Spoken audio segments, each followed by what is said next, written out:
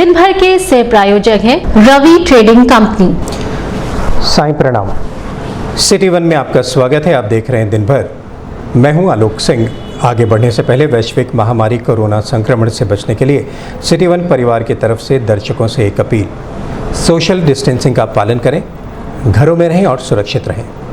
अब एक नज़र सुर्खियों पर। एडीजी जोन ने कहा, बाढ़ के मद्देनजर नेपाल सीमा सहित अन्य क्षेत्रों पर पुलिस के जवानों की होगी पैनी नजर। जिलाधिकारी की अध्यक्षता में संपन्न हुई बैंक के अधिकारियों व कर्मचारियों की बैठक, दिए आवश्यक दिशा निर्देश। नदियों के बढ़ते जलस्तर को देखते हुए वरिष्ठ पुलिस अधीक्षक ने सभी संबंधित थाना अध्यक्षों व चौकी प्रभारियों को किया निर्देशित, कहा लगातार क्षेत्र में रहे भ्रमणशील। शेरनी दस्ते को क्षेत्राधिकारी कोतवाली ने किया प्रशिक्षित, कहा महिलाओं से संबंधित अपराधों पर दस्ते की होगी विशेष नजर। एडीएम सिटी ने कहा, रोस्टर के नियमों का प्रतिष्ठान संचालक कड़ाई से करे पालन, अनदेखी पर होगी विधिक कार्रवाई। वीडियो कॉन्फ्रेंसिंग कर प्रमुख सचिव चिकित्सा शिक्षा ने संबंधित अधिकारियों से कहा कि कोविड-19 की रोकथाम के लिए किए जा रहे कार्यों के तहत डॉक्टर व कर्मचारी अपनी भी सुरक्षा का रखें ख्याल। कोरोना काल में सोशल डिस्टेंसिंग का पालन न करने पर जिले के कई प्राइवेट हॉस्पिटल को सिटी मजिस्ट्रेट ने दी नोटिस। पुलिस अधीक्षक नगर की अध्यक्षता में नगर क्षेत्र के समस्त थाना अध्यक्षों के साथ बैठक हुई संपन्न, कहा अनावश्यक घूम रहे लोगों पर धारा 188 के तहत की जाएगी कार्रवाई। सीएमओ ने कहा, स्वास्थ्य विभाग लगातार पूल टेस्टिंग के जरिए की जा रही है जांच, संक्रमण से बचने के लिए किए जाएं समुचित सुरक्षा उपाय। और डाक विभाग ने जारी किया वैश्विक महामारी में संक्रमण से बचने के लिए रक्षाबंधन स्पेशल लिफाफा। नेपाल और भारत के रिश्ते को लेकर वर्तमान समय में स्थितियां थोड़ी विषम चल रही हैं। ऐसे में नेपाल से आने वाली नदियों के जरिए भारत के पूर्वी क्षेत्र में बाढ़ की स्थिति उत्पन्न हो जाती है। लोगों की सुरक्षा को ध्यान में रखते हुए एडीजी जोन दावा शेरपा ने सभी बाढ़ चौकियों को निर्देशित किया है कि वह अपने अपने क्षेत्रों में लगातार भ्रमणशील रहकर बाढ़ से होने वाली जनहानि पर प्रभावी अंकुश लगाने के साथ ही लोगों को लगातार जागरूक करते रहें। सिटी वन से बात करते हुए एडीजी जोन दावा शेरपा ने बताया, बाढ़ में पुलिस की जो मुख्य भूमिका है वो बचाव का रहता है। बचाव स्पेशली लोगों के जो है बाढ़ में जिस प्रकार से बचाया जा सके ताकि उनको सुरक्षित जगह तक लाने के लिए हमारा योगदान रहता है।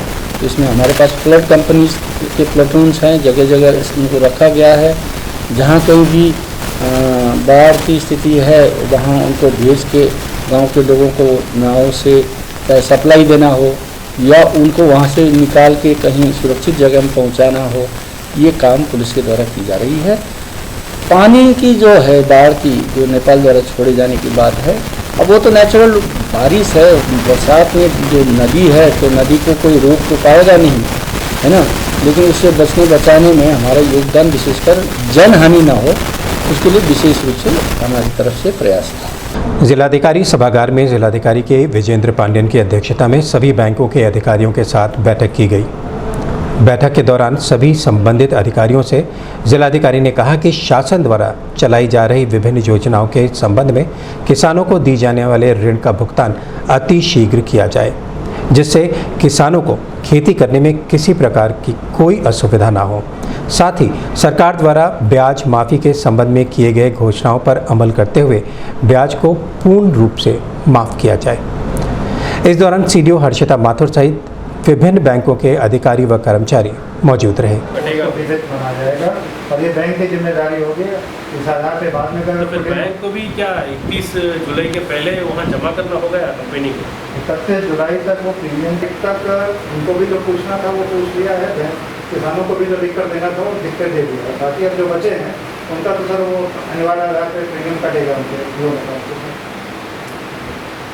जमा भी कर देंगे बैंक में कोई जी सर वो जमा करते हैं। वो तो हमारा कंसर्न तो नॉन लोनी वाले का है। जी सर, नॉन लोनी का वो टर्न अप फॉर्म CSC वगैरह से वो लिंक अप करते हैं। कौन कौन से CSC हर ब्लॉक में वो डेजिग्नेट करते हैं, वहाँ पे नॉन लोनीज का प्रीमियम जमा होता है। तो सर वो सोमवार को टर्न अप होंगे तभी उनको बैठा के उनको चुकाने जाता है। ऐसा होगा इसे बता तो रहे हैं लोग 2 2 3 3 4 4 लोग हर नहीं ब्रांच में बस 4 लोग वही आते तो हैं। होता है, ज़्यादा लोग वो जानते भी नहीं होंगे शायद, ये बात हुई है। जानकारी भी नहीं बता रहा, रहे हैं लोग 4 5 लोग हैं। इसलिए तो आपको तो जो प्रीमियम कलेक्ट करना है वो एज ऑफ नो 31 जुलाई है। और पिछले सालों में एक परिवर्तन ये किया गया है कि आधार को कंपलसरी कर दिया गया है, चाहे वो लोनी हो या नॉन लोनी हो। तो बैंकों में जो केसेस अकाउंट है, अगर आधार लिंक नहीं है तो अनिवार्य रूप से आधार लिंक करा दिया जाए, तभी उसका फसल बीमा किया जाएगा। और नॉन लोनी में भी जो CSC के माध्यम से प्रीमियम जमा होता है, वहाँ पर भी जनपद में तेजी से नदियों के जलस्तर में इजाफा हो रहा है। ऐसे में कई गांव जलमग्न हो गए हैं। वरिष्ठ पुलिस अधीक्षक डॉक्टर सुनील कुमार गुप्ता ने सभी संबंधित थानाध्यक्षों को व चौकी प्रभारियों को निर्देशित कर दिया है कि वह अपने अपने क्षेत्रों में लगातार भ्रमणशील रहते हुए बाढ़ चौकियों पर नज़र बनाए रखें। वहीं किसी भी समस्या के संबंध में लोग सूचना डायल 112 व डायल 100 पर दे सकते हैं, जिस पर तत्काल प्रभाव से कार्रवाई की जाएगी। सिटी वन संवाददाता से बात करते हुए वरिष्ठ पुलिस अधीक्षक डॉक्टर सुनील कुमार गुप्ता ने बताया, जी प्रत्येक वर्ष बारिश के मौसम में चूँकि गोरखपुर लो लाइंग एरिया है, तराई का एरिया है और पास में पहाड़ नेपाल से जुड़ा हुआ है और जाहिर सी बात है यहाँ पानी बढ़ता है। इसको लेकर के जो पुलिस महकमे में तैयारियां हैं वो बिल्कुल कर ली गई हैं। हर थाने चौकी के पास जो जितनी भी आसपास में लोगों को जोड़ करके नावें हैं, कितने नाविक हैं, ये सब की लिस्ट बना के रखी जाती है। रात बिरात गश्त और पहरे की नौबत आती तो पुलिस उस पर आगे रहती है। वरिष्ठ पुलिस अधीक्षक डॉक्टर सुनील कुमार गुप्ता द्वारा जनपद में गठित की गई शेरनी दस्ता, जिसमें सभी थानों की महिला आरक्षी को ही स्थान दिया गया है, जो महिलाओं से संबंधित अपराधों पर किस तरह नियंत्रण रखना है। उसी क्रम में क्षेत्राधिकारी कोतवाली बीपी सिंह द्वारा पुलिस लाइन में व्हाइट हाउस में शेरनी दस्तों को प्रशिक्षित भी किया। करेगा वो सही करेगा, न्याय संगत करेगा। कांस्टेबल में दुरुपयोग होने की संभावना है, इसलिए सरकार ने कहा कि नहीं भाई इसको हम नीचे नहीं देंगे, बल्कि 122 की जानकारी हमारे गाँव को भी बहुत कम कि कब कर सकते हैं कब नहीं कर सकते। तो बच्चों को बताया वैसे उभरने की जरूरत है, तो सीखो। एक जब आती हो ड्यूटी पर तो एक छोटा सा किताब ले आओ, पेपर पढ़ती हो, पेपर में जितने पहले लोग तैयार करते थे ना, पेपर पर देखते हैं कि स्पोर्ट का कॉलम देखा कि आज का स्पोर्ट में क्या आया है, लेटेस्ट कुछ आ सकता है, उसको पढ़ती हो। उसके बाद जो है ये इकोनॉमिक देखो कौन सी धारा बैठती है।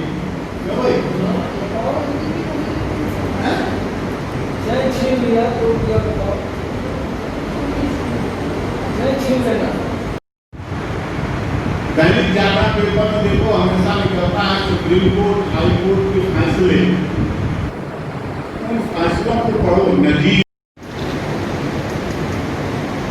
तो ये हमारा जो चैप्टर है वो 151, 107, सभी तीनों हमारे सर्किल के ही हो, तो तुम लोग सतर्क हो जाओ। तुम्हारा इंटरव्यू हम डेली देंगे, ठीक है? तुम्हारी कहाँ पोस्टिंग है? ये पद जो है तमाम कर दिए गए कि नहीं, इस पद पर ऐसा होगा, इस पद पर ऐसा, उसको कैटेगराइज।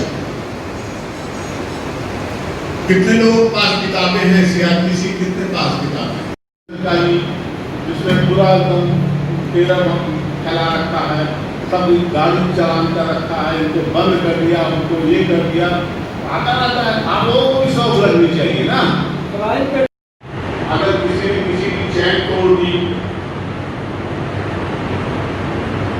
तो क्या धारा लगेगी? क्या हुआ, क्या हुआ? एक चैन तोड़ दिया। सिटी वन संवाददाता से बात करते हुए क्षेत्राधिकारी कोतवाली बीपी सिंह ने बताया, एसएसपी महोदय द्वारा शेरनी दस्ता का गठन किया गया है, जिसके अंतर्गत ये स्कूटी सवार 8 महिलाओं का एक समूह संबंधित थाना क्षेत्रों में घूम फिर करके अपराध एवं अपराधियों पर नियंत्रण बनाए रखने में पूरा सहयोग करेगी, समाज में संरक्षा सुरक्षा की भावना उत्पन्न करेगी और हर प्रकार के अराजक गतिविधियों पर रोक लगाने की कोशिश सर आपकी तरफ से क्या लोगों को दिशा इन लोगों को बताए गए हैं इनके कर्तव्य, इनके अधिकार जो भी हैं दंड प्रक्रिया संहिता के अंतर्गत, वो इनको समझाए गए हैं। कानूनन जो भी कार्रवाई कर सकती हैं उसको उनको बताया गया। संक्रमण की रोकथाम के लिए जिला प्रशासन द्वारा बनाए गए रोस्टर के अनुसार प्रतिष्ठानों को समय से खोलने और बंद करने के लिए निर्देशित किया गया है। ऐसे में जिन प्रतिष्ठान संचालकों द्वारा रोस्टर की अनदेखी की जा रही है उन पर जिला प्रशासन लगातार कार्रवाई कर रहा है। इस संबंध में सिटी वन संवाददाता से बात करते हुए एडीएम सिटी आर.के. श्रीवास्तव ने बताया, रोस्टर जिला मजिस्ट्रेट के द्वारा तय है, वही निर्धारित रोस्टर आज भी प्रभावी है और उसको दिनवार किया गया है कि कौन सी दुकानें किस दिन खुलेंगी। अगर इसका उल्लंघन हो रहा है तो उसके खिलाफ कठोर कार्रवाई शासन स्तर से भी निर्देशित है। तो थानेदार के यहाँ 188 की एफआईआर भी की जा रही है, अनावश्यक घूमने वालों पर भी की जा रही है। जो मास्क बगैर लगाए निकल रहे हैं उन पर जुर्माना भी किया जा रहा है, जिस पर प्रथम बार पर 100 रुपये, द्वितीय बार पर भी 100 रुपये और तृतीय बार पर 500 रुपये का जुर्माना है।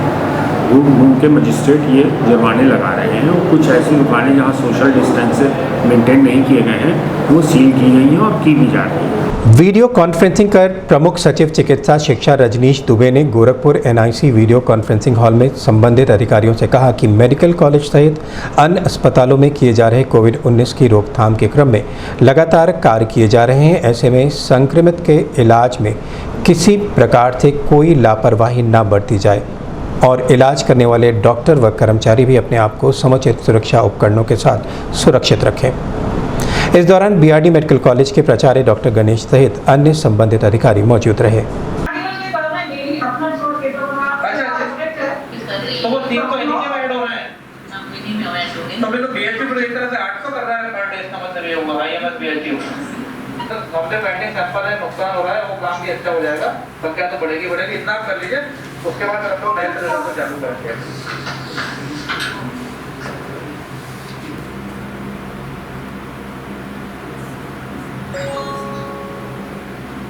लैब को कोई बात बतानी है तो बताएं। देखिए आपका ये, चलिए आपसे हम लोग एक बार मैं फोन से अलग से बात करूंगा आपसे। अभी वक्त है छोटे से ब्रेक का, मिलते हैं ब्रेक के बाद। गोरखपुर की विश्वसनीय दुकान रवि ट्रेडिंग कंपनी, टाइल्स एवं बाथ फिटिंग के फुटकर एवं थोक विक्रेता। सोमानी की all sanitary bath item, Somani का गीजर जिसकी गारंटी किसी भी कंपनियों से है ज्यादा। हमारे यहाँ उपलब्ध है 1 लाख तक के कम्बो। तो थोक और फुटकर विश्वसनीय खरीदारी के लिए जरूर आए।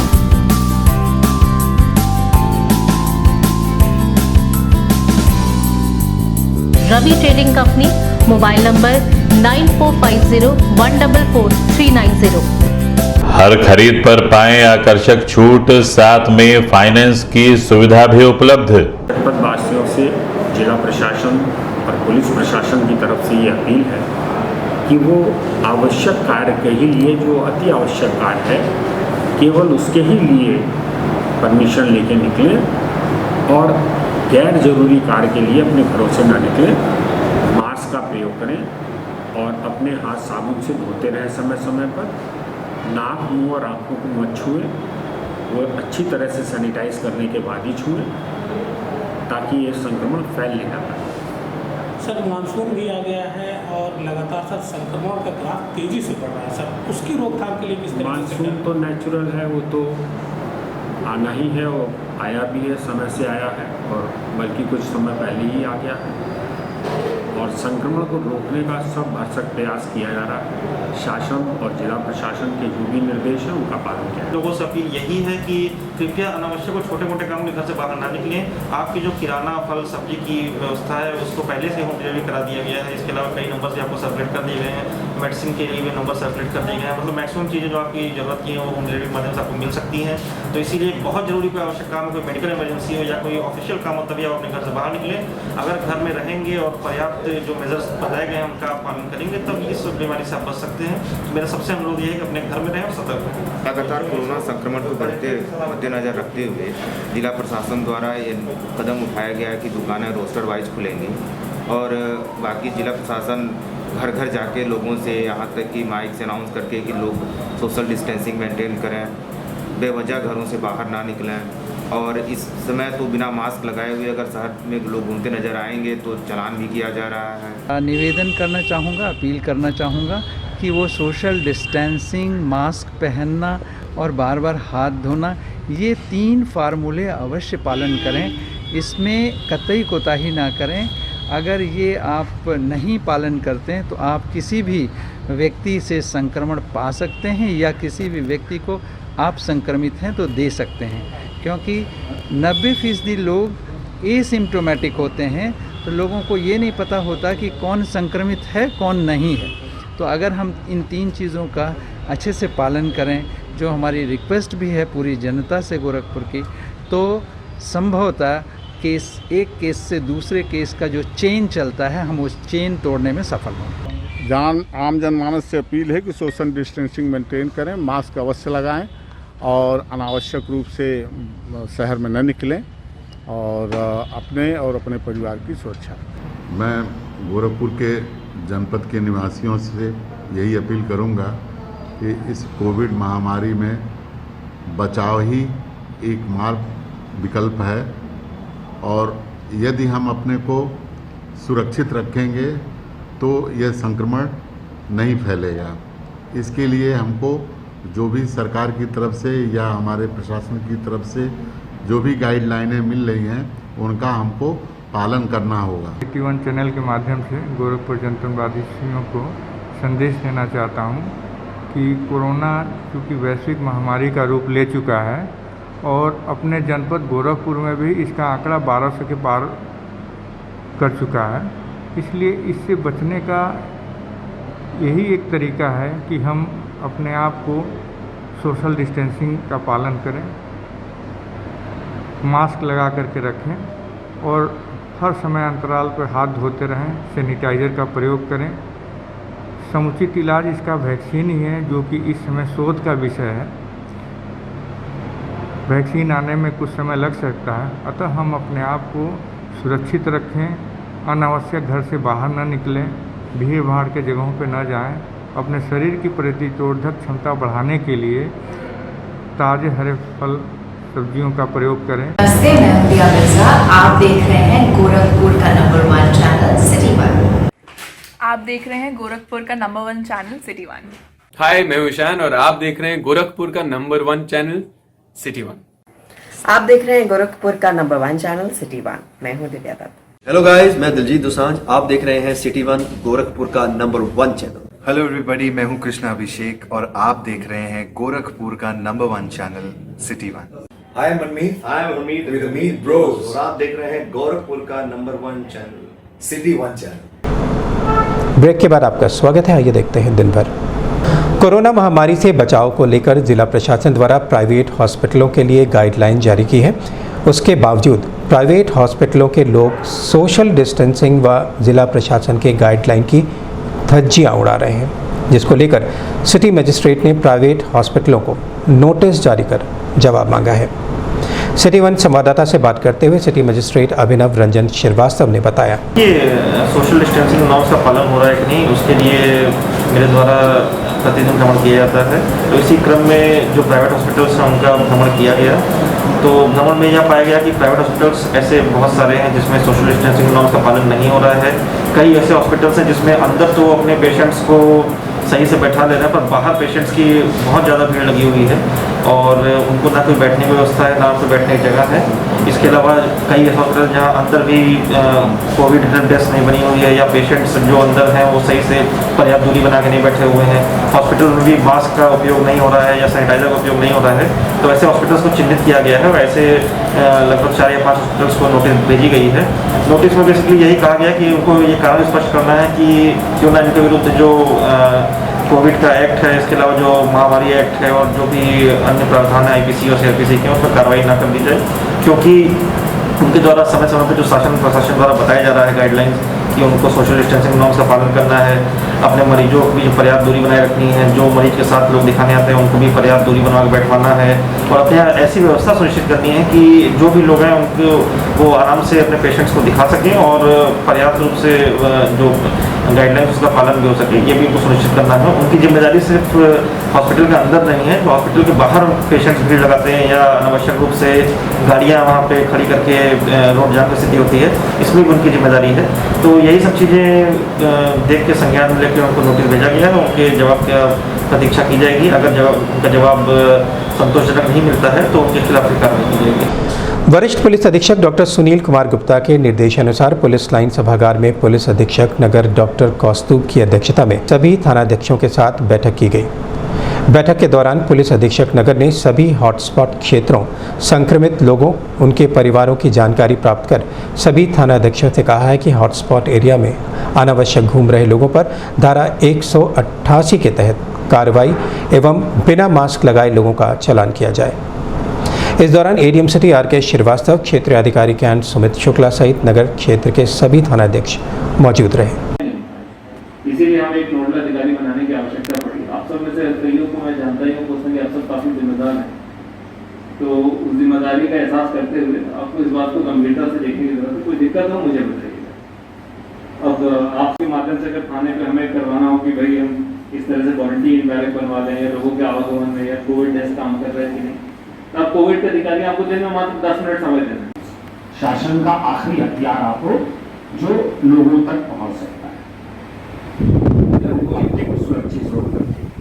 कोई भी सरकार आएगी हाथ पैर आप ही, अगर आप चलना बंद कर देंगे तो शासन अपना कार्य नहीं कर पाएंगे, और क्योंकि आप हाथ पैर है तो आपको हर काम में सहयोग भी देना हमारा काम है।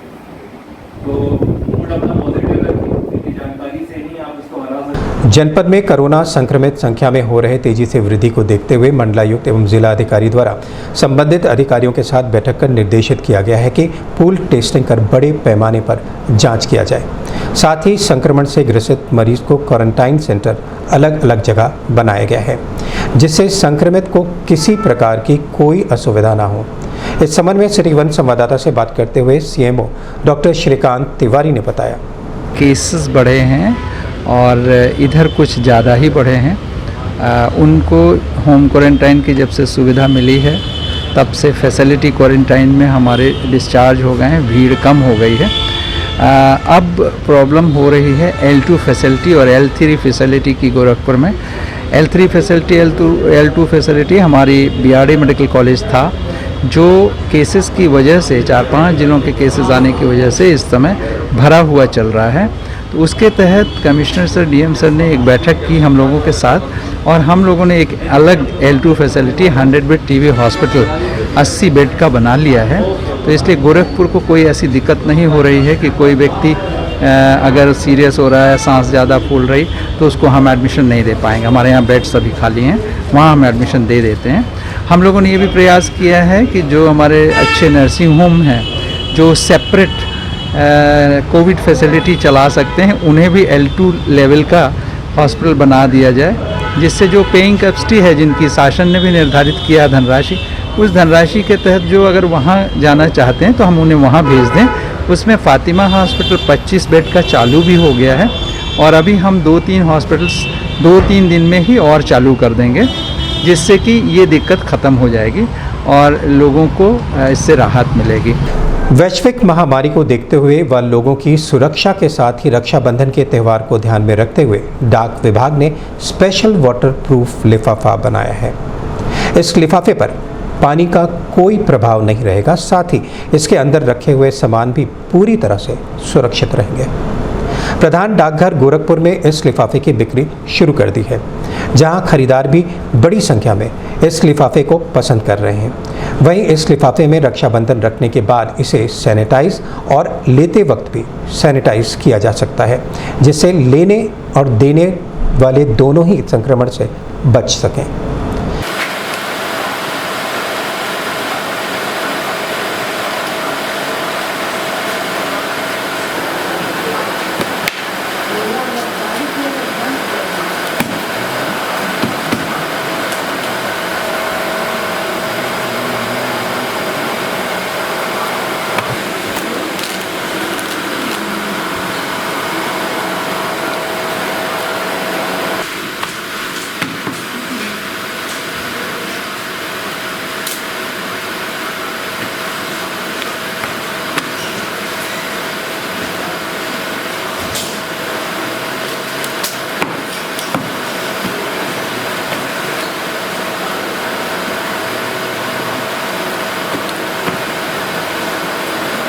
सिटी वन संवाददाता से बात करते हुए senior post master PK Shukla ने बताया, इसको सैनिटाइज होकर के ही ये आया है और इसको छू सकते हैं आराम से, इसमें कोई दिक्कत नहीं है। इसमें सैनिटाइज किया भी जा सकता है अपने तरफ से भी।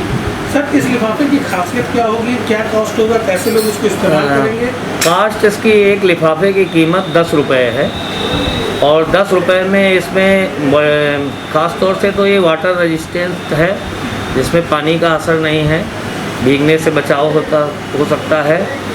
एबल टू स्टैम्प, इसमें स्टैम्प के लगाने की कोई ज़रूरत नहीं है, मतलब वो रजिस्ट्री फीस जो लगाएंगे वो लगेगा। कास्ट जो है सिर्फ लिफाफे की 10 रुपये है। सेल्फ एडिसिव फ्लैप है ये, इसमें यहाँ पे जो है आप देखेंगे कि ये इसमें सेल्फ एडिसिव है। इसको उजाड़ने के पश्चात इसमें अपने आप जो है ये चिपक जाएगा, तो इसमें अलग से गोंद लगाने की कोई आवश्यकता नहीं। और ये देखने में भी खूबसूरत इसको डिजाइन्स दिया गया है इस बार। दिन भर में बस इतना ही। अगले अंक में आपसे फिर मुलाकात होगी। Sign for now.